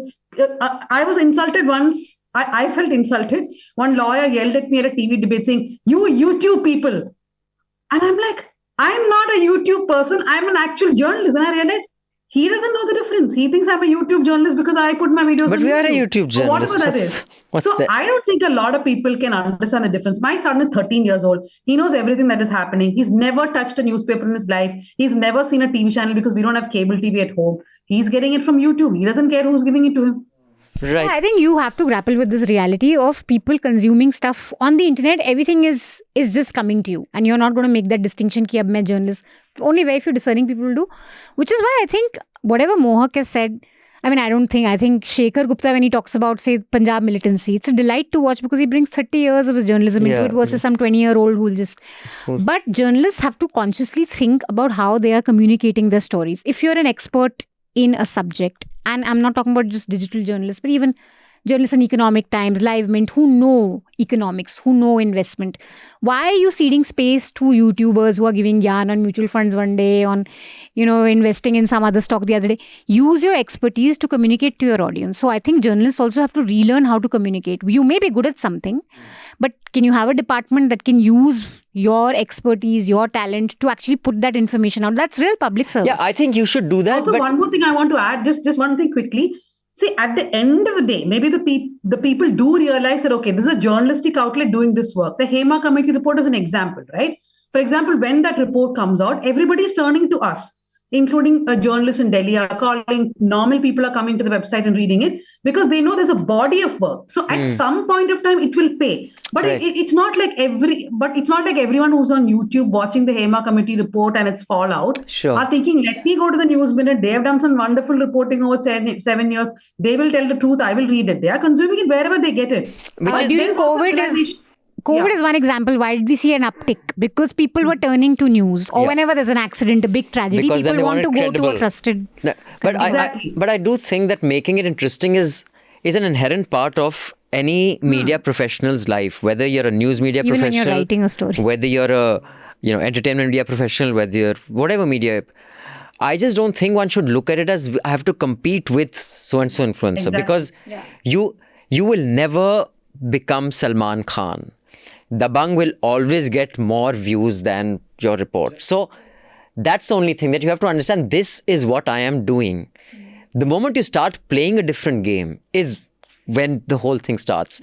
So whether And it is it's endless scale, then. yeah, I'm not tomorrow wanting to sit on Vineet Jain's table and say, beta, अब मैं Times of India 10,000 crore है, मेरे turn में नहीं चाहिए 10,000 crore turn. I don't want to sit with Salman Khan and say my Hafta gets as many views as Munni Badnaam hui. That is not my interest. So as long as you know what you're doing, and that is the limited, like if you're playing cricket, you can be a loser sportsman. If you're playing football, you can't. You have to be clear. I'm going to get a lot of hate for this.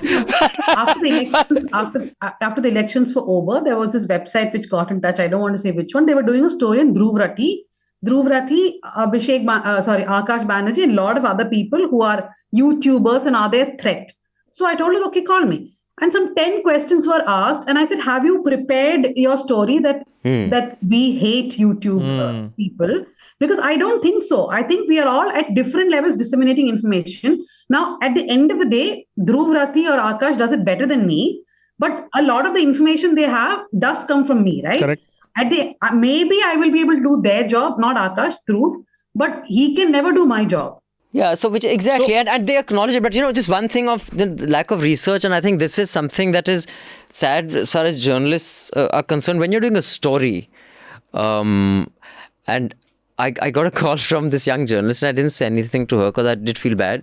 She was doing a story on the broadcast bill, which was withdrawn. So she says, what are your views, X, Y, Z. So she asked some question. I said, I haven't read it yet, and I said, I'll get back to you. Then I called her back. I said, okay, this is my. She says, do you have a copy that you can share with me? I said, you don't have a copy of the bill? She says, no. I said, but aren't you doing a story? She says, yeah, but I haven't been able to get a copy from anywhere.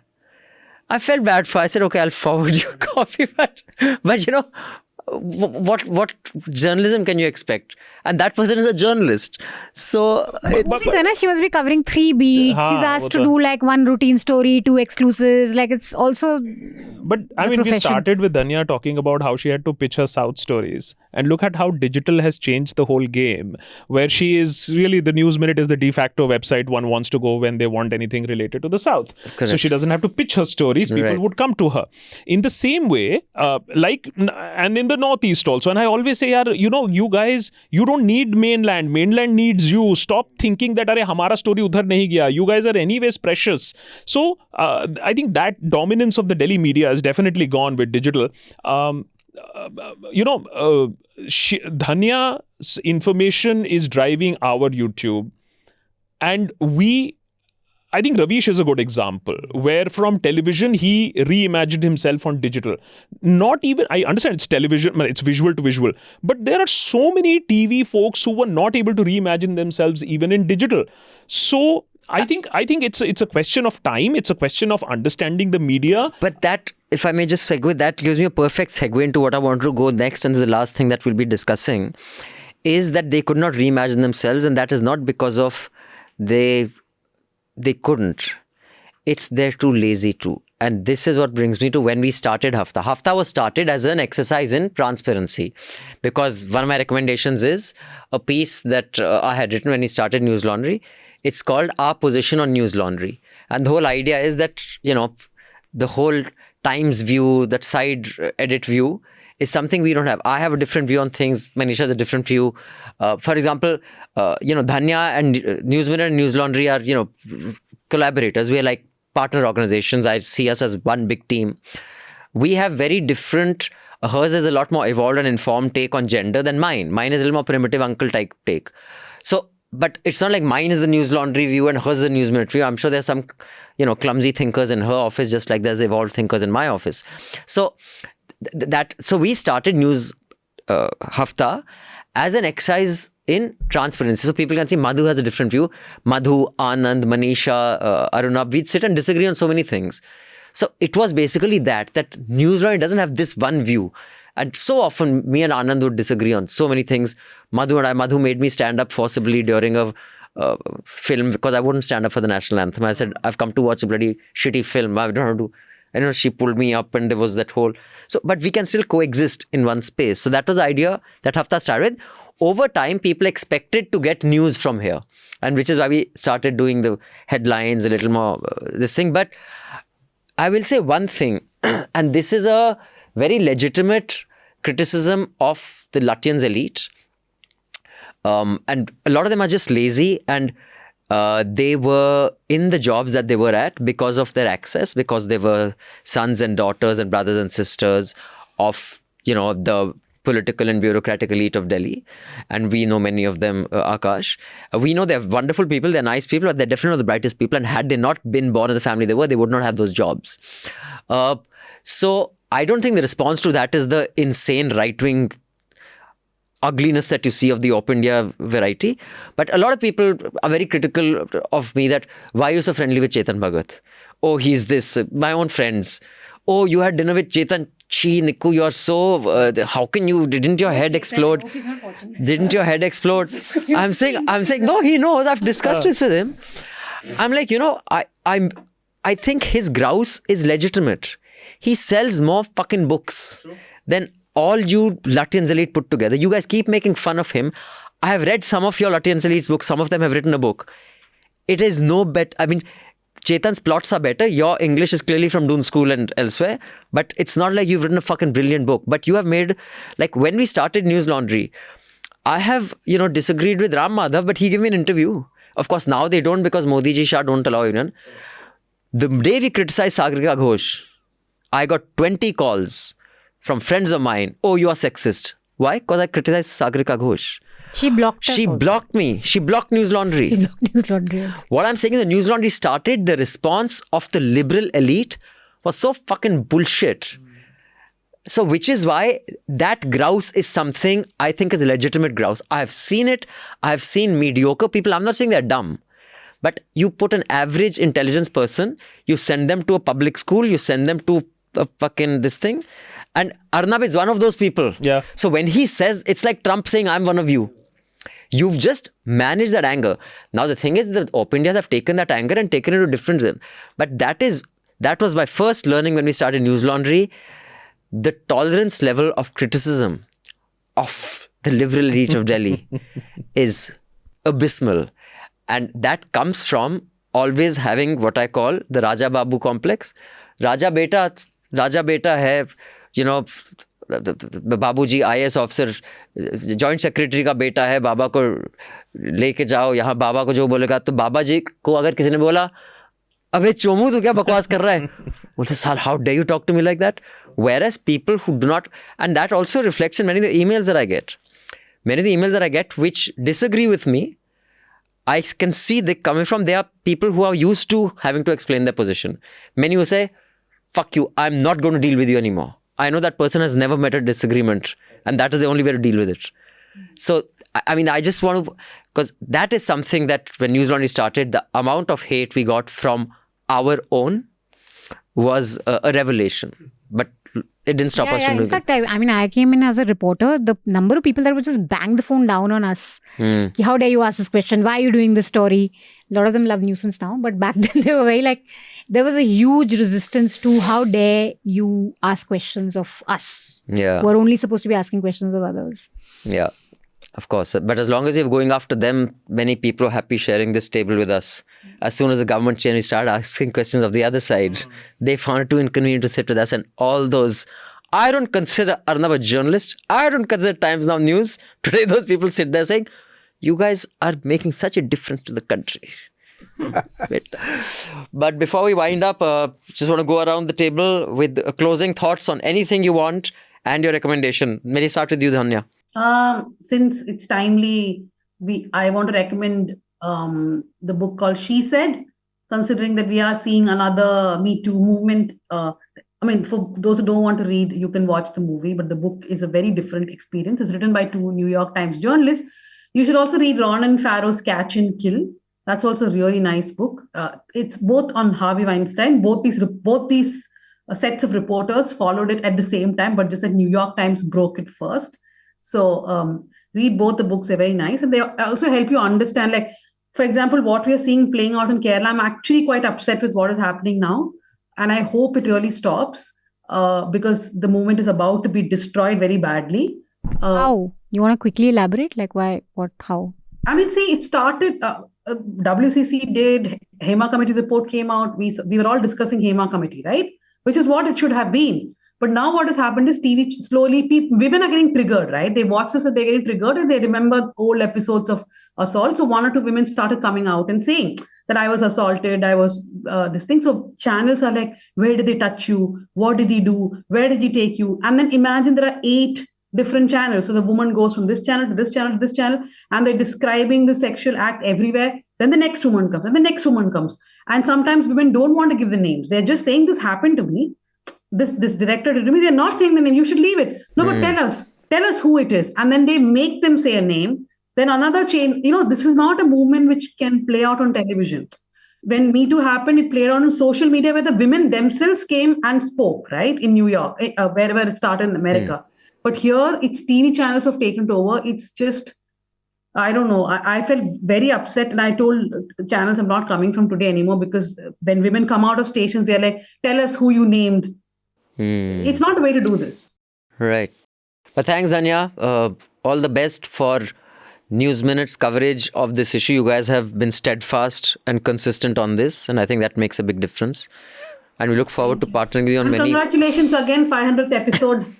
Yeah, I hope... TheDeshbhakt, do more stuff on South India. Yeah. Yes. So, okay. So before she leaves... but before you leave, Anand had something to say. She said that if she wants to come in politics, she would aim to become a home minister, not information and broadcasting. So going by data, I thought about it. So you have a better shot at prime ministership in India if you are an IMB minister. So Indira Gandhi was an IMB minister.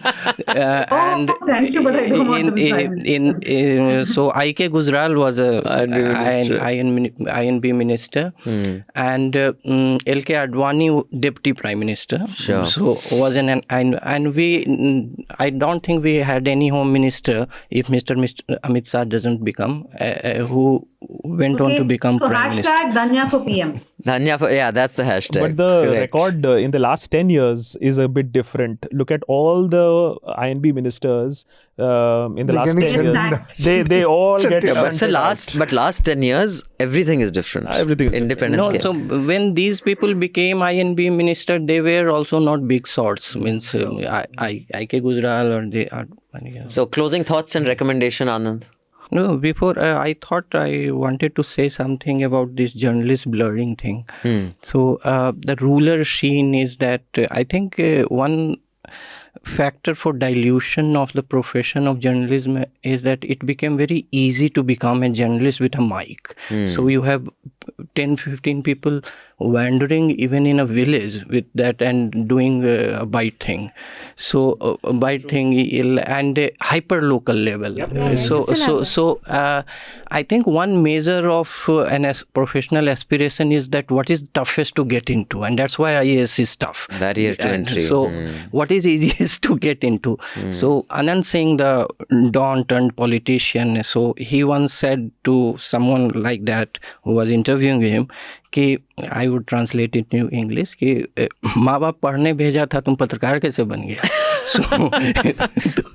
So that is the level of dilution that the parents had sent you to study and you became a journalist, as if those are opposite ends. So journalism is the opposite of education.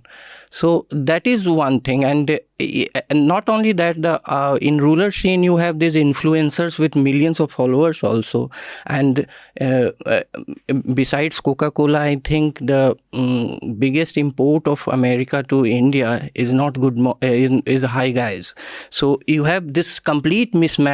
A person who might not have even said good morning in his life says Hi Guys and starts a video. Point.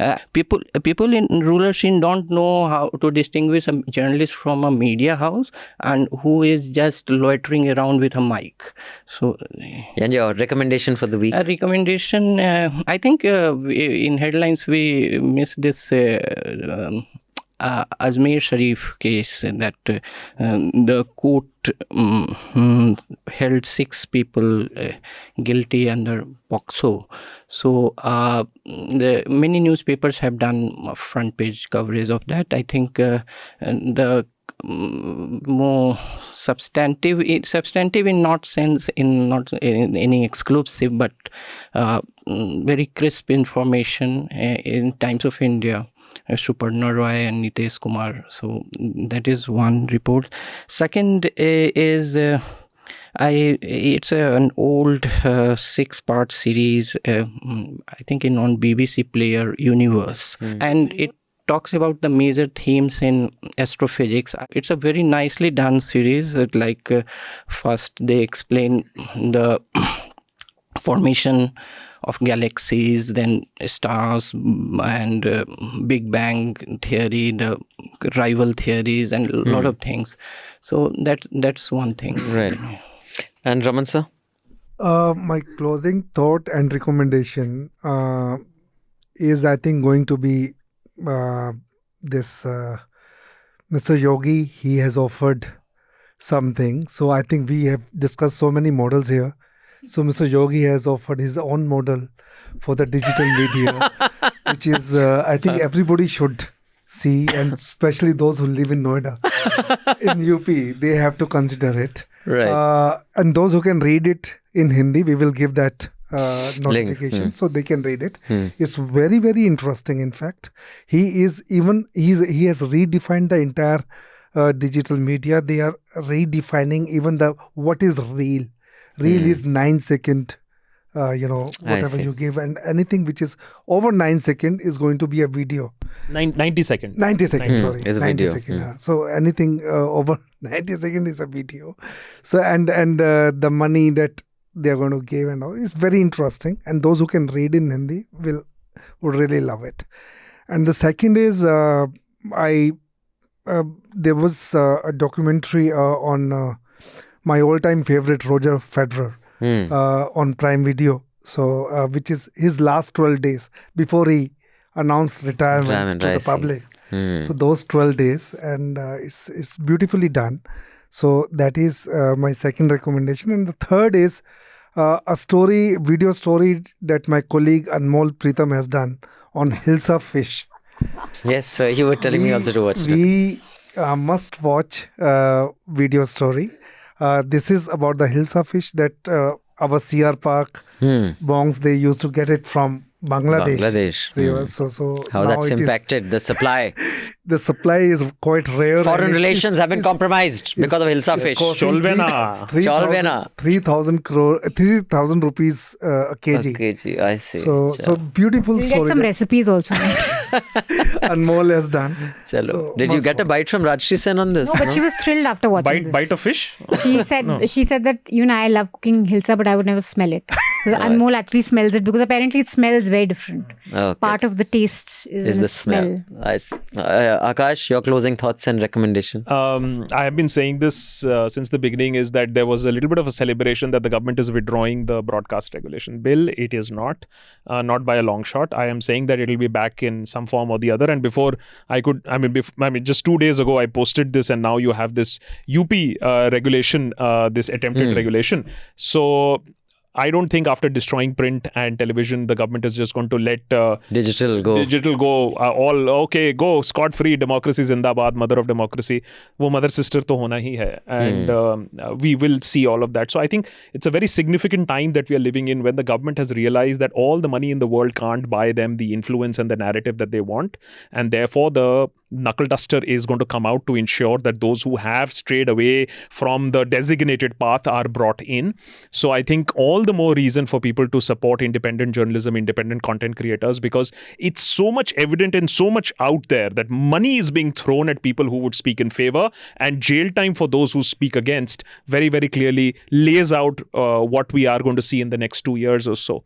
So very interesting times. As far as recommendation is, hardly get any time to read these days. Whatever I manage to read is basically people whom I am interviewing. So I just recently interviewed Ruchir Sharma, and his book, What Went Wrong with Capitalism, very interesting, because he's basically making the case that the fact that people in America are not happy with the way capitalism is working in America, which is supposed to be the mother of capitalism in that way.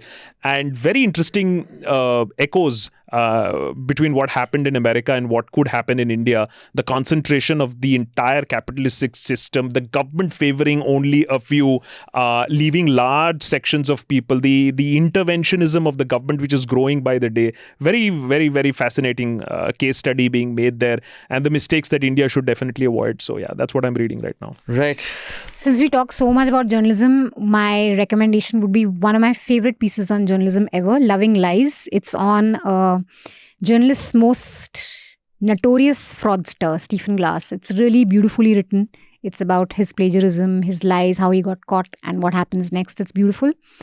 Since we've been talking about Newslaundry, one of my all-time favorite pieces in Newslaundry, by Anonymous, but we know who wrote it, is a piece on Olympics, on how different people, from Shekhar Gupta to Manu Joseph to Arundhati Roy, how would they report on Olympics? It's pure gold. It's really good. It's really well written. It's one of my favorites as well. I would urge you all to please subscribe to Newslaundry. This episode is free, but we have some fabulous stuff behind the paywall, including 2 episodes of Let's Talk About. One by Anand on Bihar, one by Atul on Nathuram Godse. Really fabulous long conversations.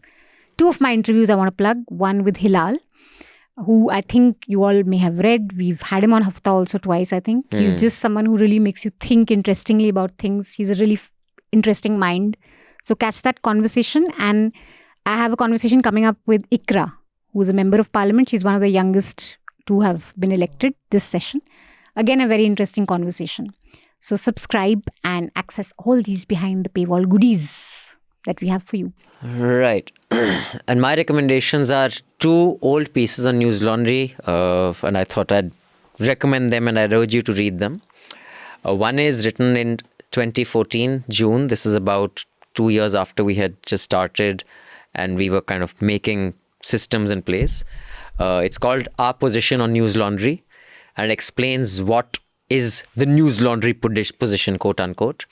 And later in 2021, triggered by another set of disagreements, etc., that we had on how we should move forward on several issues.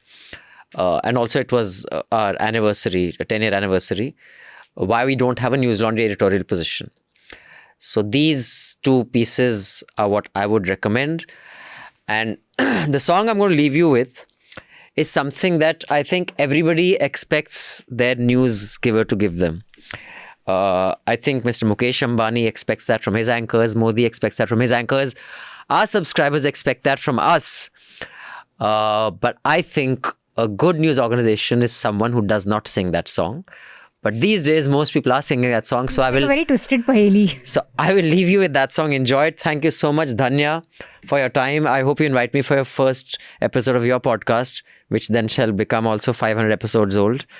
Yes, if you promise to use fuck only once or twice. Okay, I won't use any bad language. You have a quota. Twice. Twice. No. Twice, you have a You quota. can't Reduce stop quite a bit. him. You can't stop him once or twice. Twice. After that, mute. Okay. Thank you, Anand. Thank you, Raman sir.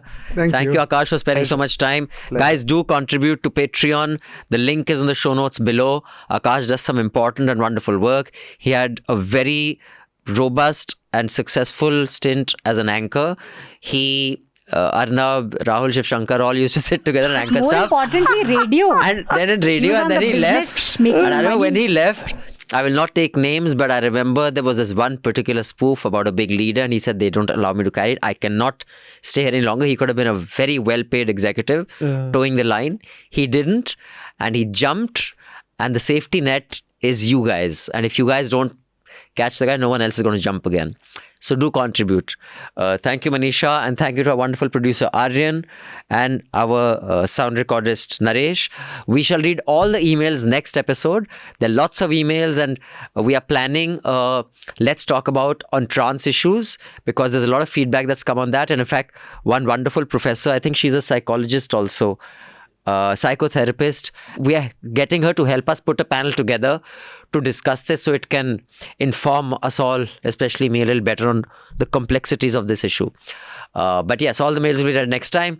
We leave you with the song that we ain't gonna sing, but those of you who do, enjoy. Bye-bye.